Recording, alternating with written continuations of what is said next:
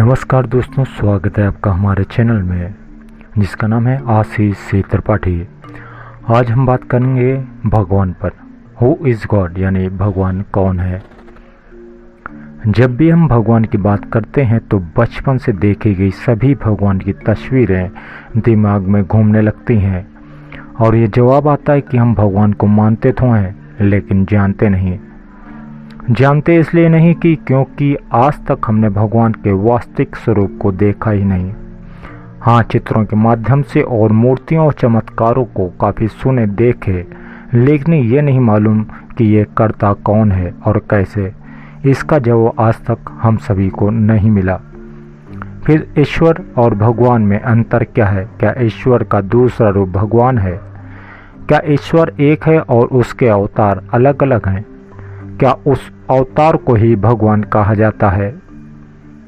आखिर में भगवान जो ईश्वर है के अवतरित रूप हैं को हम भगवान मान लेते हैं, जैसे राम और श्री कृष्ण, जिसको पढ़ा है किताबों में और देखा है ऐतिहासिक धरोहर में, और आज भी उनके संबंधित चीज़ें मिल जाती हैं।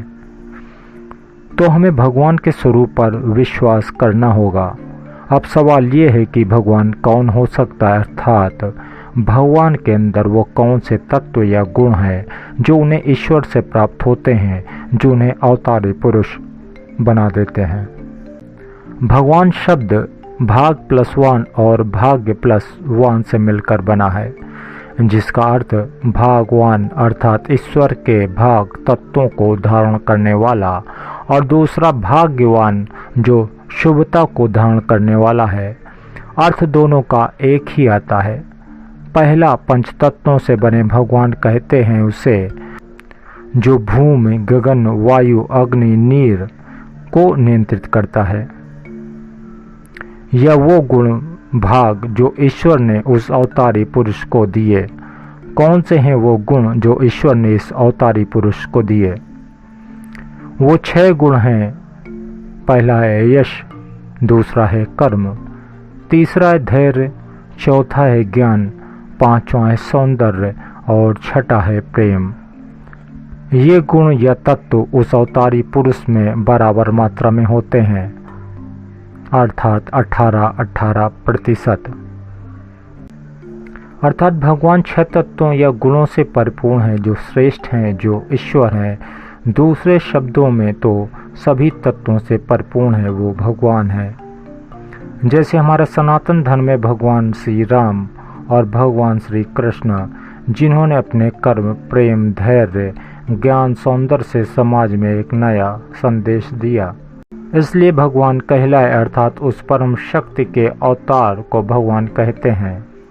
अगर कोई यह भी कहता है कि हमने तो भगवान देखे ही नहीं और जो दिखता नहीं उसको विज्ञान भी नहीं मानता, तो उन सब के लिए यह उदाहरण ही काफ़ी है कि जिस तरह 10 मंजिल के मकान की छत पर रखे पानी के टैंक में पानी चढ़ाने के लिए किसी भी प्रकार की मोटर की आवश्यकता होती है, तभी वह पानी उस टैंक तक पहली मंजिल से 10वीं मंजिल की छत तक पहुंच पाएगा। इसका कारण विज्ञान का गुरुत्वाकर्षण का नियम होता है। लेकिन वह विज्ञान यह नहीं बता पाता कि नारियल का पेड़ इतने ऊपर होते हुए भी उस नारियल के अंदर पानी कैसे पहुंच जाता है। न वहाँ कोई मोटर होती है, न गुरुत्वाकर्षण का नियम काम करता है। यह सिर्फ अनुभव किया जा सकता, अर्थात उस ईश्वर, उस सर्वशक्तिमान के आभा मंडल को हम कई प्रकार से अनुभव कर सकते हैं। या यूँ कहें कि ईश्वर की जब बात हो तो पहले उस शक्ति पर विश्वास करें, फिर उसको अनुभव करें, न कि पहले उस पर कोई चमत्कार जैसा अनुभव हम प्राप्त करें, फिर हम उस पर विश्वास करना शुरू करें। इसी प्रकार नई जानकारियों के साथ हम कल फिर उपस्थित होंगे। तब तक के लिए नमस्कार। बने रहिए हमारे YouTube चैनल पर, सब्सक्राइब करें, लाइक करें और बेल आइकन दबाना ना भूलें, ताकि जैसे वीडियो और या ऑडियो अपलोड हो आपको सुनने को मिल सके। धन्यवाद।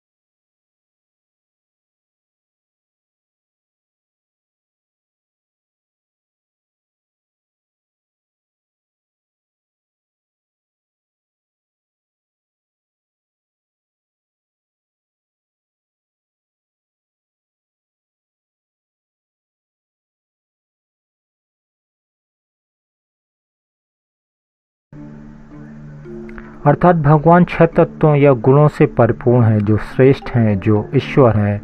दूसरे शब्दों में तो सभी तत्वों से परिपूर्ण है, वो भगवान है।